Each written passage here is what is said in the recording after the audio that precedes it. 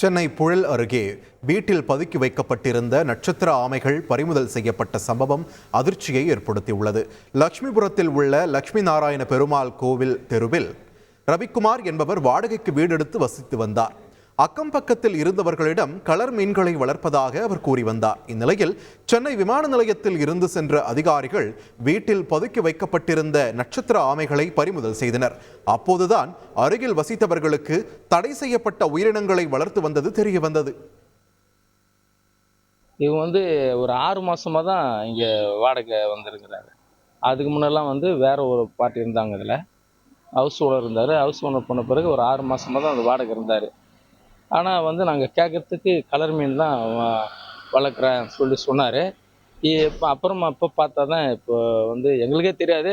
அவங்க ஃபாரஸ்ட் லாக்கா வந்தப்போ தான் எங்களுக்கே தெரிஞ்சு அதில் சாராமல் வளர்க்குறாங்க. அவங்க பக்கத்தில் எங்களுக்கு தெரியாது, எப்போ வராங்க போகிறாங்கன்னு எங்களுக்கு தெரியாது சார். திடீர்னு ஞாயிற்றுக்கிழமை வந்தவுடனே அந்த மாதிரிட்டு எல்லாரும் நின்றுட்டு பார்த்துட்டு இருந்தாங்க. நாங்களும் பார்த்தோம். பார்த்த உடனே ஆமை வளர்க்குறாங்க, நட்சத்திர ஆமை வளர்க்குறாங்க அப்படின்னு சொல்லிட்டு சொன்னாங்க. அதோட ஏர்போர்ட்லேருந்து பெரிய பெரிய அதிகாரிங்கள்லாம் வந்தாங்க சார்.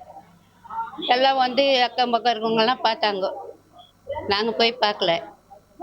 அப்புறமா பாக்ஸில் 4 பாக்ஸில் இருக்குதுன்னு சொல்லிட்டு 4 மணிக்கு மேலே எடுத்துகிட்டு போயிட்டாங்க. செய்திகளை உடனுக்குடன் தெரிந்து கொள்ள உடனே சப்ஸ்கிரைப் பண்ணுங்க.